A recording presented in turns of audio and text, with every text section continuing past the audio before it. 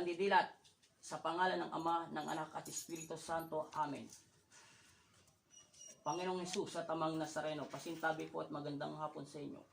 Nasa inyong harapan ng inyong anak at nananalig at nananampalataya. Panginoong kong Hesus at Amang Nazareno, kung mayroon mo pong nananakit sa loob ng katawan ng taong ito, na ng pangalan niya? Rosan Aguila. Tinatawag kita sa espiritual ng Panginoon si Kristo. Kung mayroon man nananakit sa loob ng katawan ng taong ito, at nagparamdam na patay, kung sino ka bang patay ka, kung ano ka mang nilalang, tinatawag kita sa espiritual ng Panginoon si Kristo. Bakit nasa loob ka ng katawan niya? Kung anong ginagawa mo sa kanya, makipag-usap ka sa akin sa espiritual ng Panginoon si Kristo. Pinapapasok ka sa pansamantala. Amen. Amen. Pikit sa pangalan ng Ama, ng Anak at Espiritu Santo. Amen. Ngayon, kilala mo si Jesus. Kilala mo si Jesus. May takot ka sa Kanya. Bilang instrumento, susunod ka. Hindi kita awayin. Alam ko nandiyan ka sa loob ng katawan niya. Kaano-ano mo tong si Aguila? Kaano-ano mo si Aguila? Kaano-ano mo siya? Tao ka ba? Tao ka. Buhay ka pa, patay na. Buhay ka ba o patay na? Sagutin mo yung tanong ko. Patay ka na. O, sige. Babae ka, lalaki? Hindi kita inaaway. Tanda mo, nakikipag-usap lang ako sa espiritual ng Panginoon. May pahintulot ka na makipag-usap sa akin. May pahintulot rin ako sa kanya na kausapin kita. Ang tanong ko lang ay sagutin mo para hindi tayo mag-away. Napakasimple lang ang tanong ko sa'yo.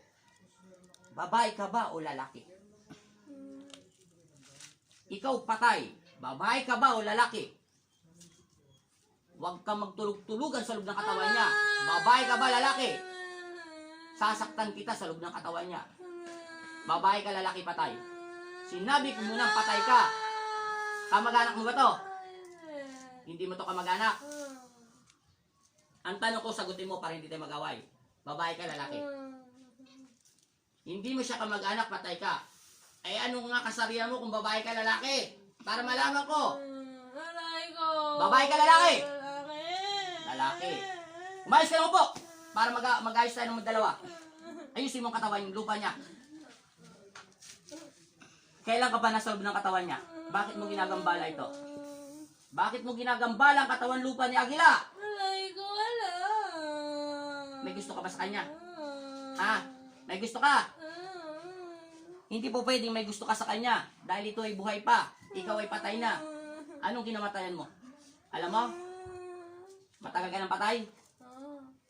Ilang buwan ka na nakatawan sa kanya? May isang buwan na ba? May isang taon na ba? Ilang linggo? Araw?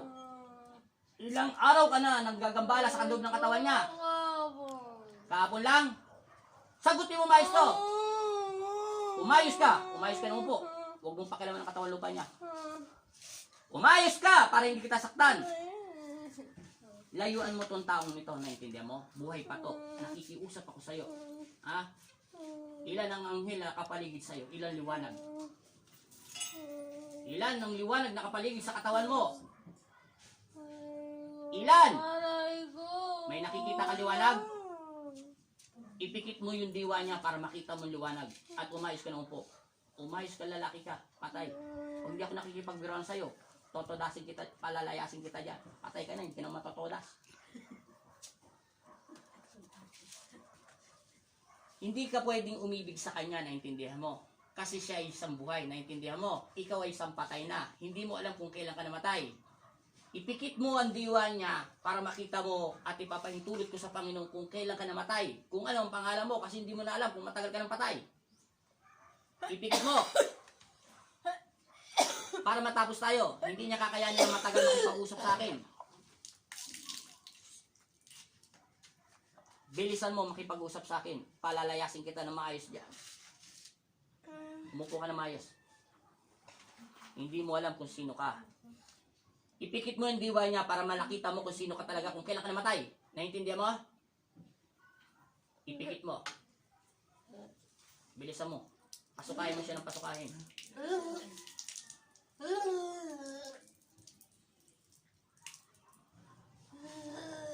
Kasi may patay dito sa loob ng katawan niya. Hindi ito lalamigin ng katawan, hindi niya kaya ang spiritual ng patay.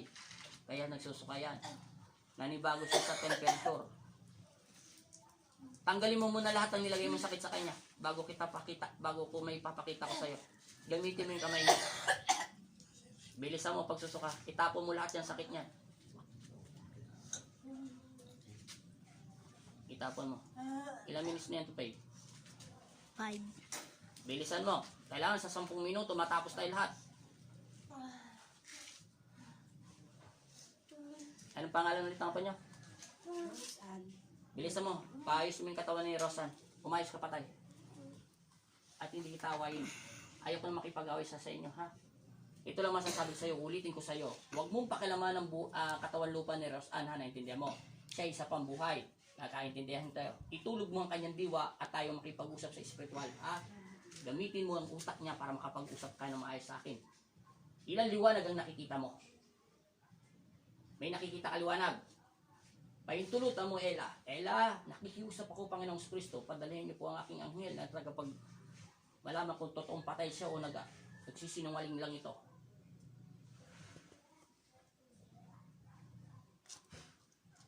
Yan, pag wala ka nakita. Ngayon, ilan liwanag nasa paligid mo? May nakikita ka liwanag? Ilan? Ilan?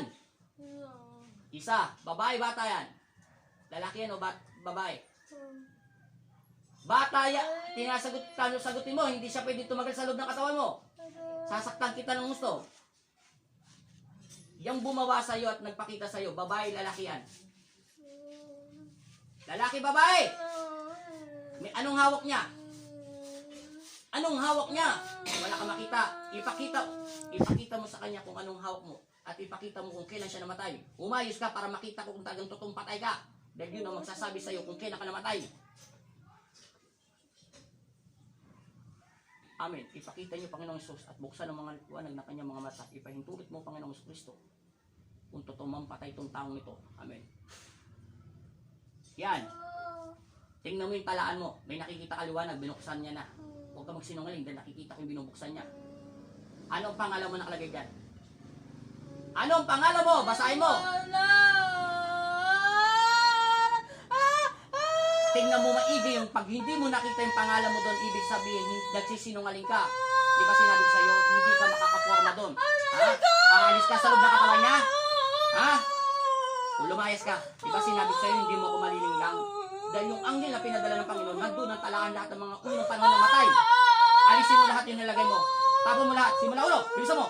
Sinabi ko sa'yo, huwag hindi ka pwede magsinungaling sa akin. Doon ko malalaman kung patay ang isang tao. Sinungaling ka sa dami ko ng ginamot na gano'n. Wala, may nakita kang anghel, pero wala kang nakitang may hawak siyang libro, aklat. Ha? Nandun lahat ng tala ng mga unang panahon na matay. At doon ko nalalaman kung talagang kung kailan ka namatay. Ubusin mo lahat. Nagsisinungaling ka, ha? Sinabi ko sa'yo, hindi mo ako makapagsinungaling. Ha? Ha? Ayusin mo! Ayusin mo! Tanggalin mo! Ubusin mo! Sinabi ko sa'yo, sasaktan kita sa loob ng katawan niya. Sinungaling ka, ha? Isa kang masamang espiritu. Lumayas ka sa katawan niya. Naintindihan mo? Umayos ka lang upo. Aray ko! Sasaktan kita dyan sa loob ng katawan niya. Ubusin mo. Itapon mo lahat ng sakit niya. Itapon mo. Lahat. Simula ulo hanggang pa. Wala kang ititira hanggang likuran. Hindi to magsasalita dahil isa tong laman lupa eh. Ayaw niya sabihin ng totoo niyang pangalan. Hindi siya patay. Hindi niya nakita yung pangalan niya doon. At hindi niya nakikita yung liwanag na sinasabi ko sa kanya. Dahil pag ang patay ito, makikita ng Panginoon at ipapakita kung kailan siya matay. Tapon mo yan. Ubusin mo. Ubusin mo. Wala kang ititira. Umayos ka lang po.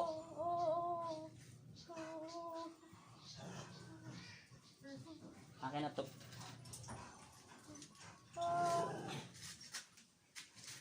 Panginoong Isus sa tamang Nazareno, ipakita niyo po sa akin mga mata kung sino ba talagang nasa loob ng katawan taong ito. Kung sino ba talaga siya.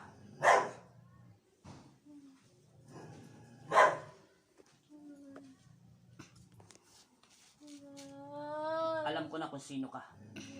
Sinasabi ko sa iyo, hindi mo talaga ako kilala, pero ipapakilala ko na sa iyo sa sarili ko. Nakikita mo na ako, di ba? Ngayon, sa loob ng katawan niya talaga. Lumayas ka. Papatayin kita dyan, demonyo ka.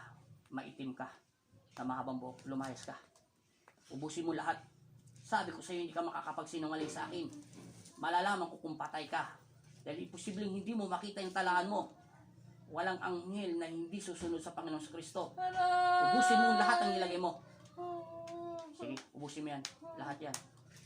Kailan yung gagaling? Kailan gagaling? Ubusin mo. Ngayon.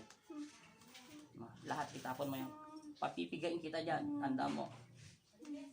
Ubusin mo. Ang iyong apo ay hindi talaga nagdarasal. Wala akong makita sa kanya yung spiritual na mabuti. Hindi ko sinasabing masamang apo mo. Walang puspos na dasal. Kaya nakasanib sa kanya yung masamang espiritu niyang babaeng yan. Yan ay si Dominita. Bilisan mo. Ubusin mo. Itapon mo lahat. Umalis ka na at huwag ka nang babalik. Naintindihan mo? Pag bumalik ka sa kanya, dyan pa lang sa loob ng katawan niya, ibabaon kita sa ilalim ng lupa. Nagkakaintindihan tayo? Isang tanong, isang sagot na lang. Papakawalan kita at huwag ka nang babalik. Babae ka, lalaki. Yung totoo. Pag nagkamali ka ng sagot, totodasin kita sa loob ng katawan niya. Babae ka, lalaki. Kala mo magsisinungaling ka pa. Isa kang Dominita. Yung isang lalaking demonyo kanina at ikaw ang pangalawa, lumayas ka. Bilisan mo. Huwag mo itong udyukan na ibenta ang katawan niya sa mga demonyo. Naintindihan mo? Huwag mo sirain ang kanyang buhay kung hindi siya nagdarasal.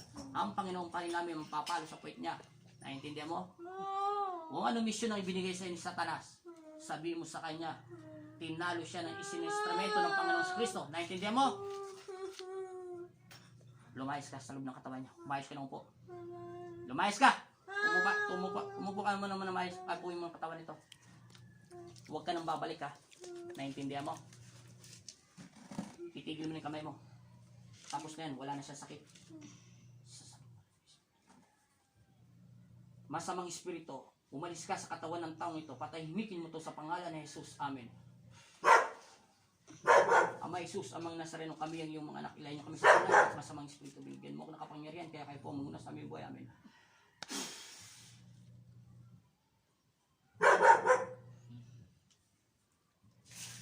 Anong pangalan niya ulit?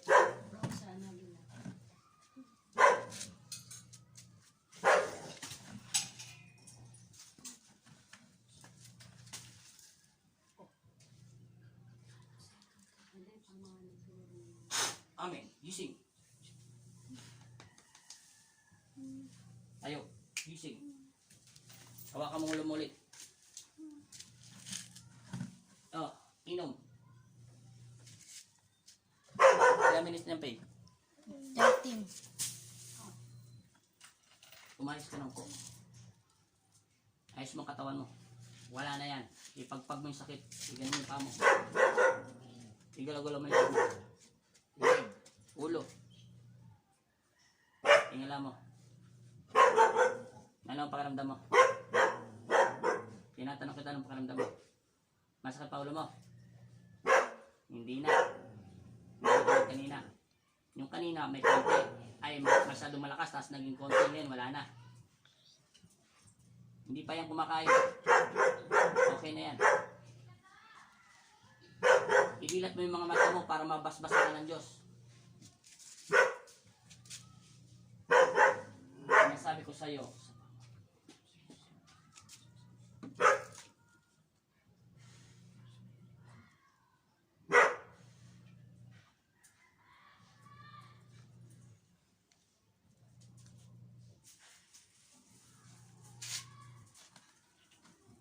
ipagpag mo yung sakit. Yung natitira sa buong katawan mo. Iinit yan. Pag hindi uminit, pagpag mo pa rin. Pagpag. Uminit. Wala na.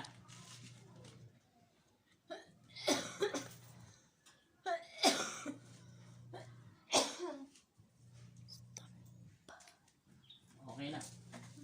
Hindi na uminit yung cross. Pagpahingayin mo siya ng konti. Hindi na masakit ulo mo. Hindi na naman.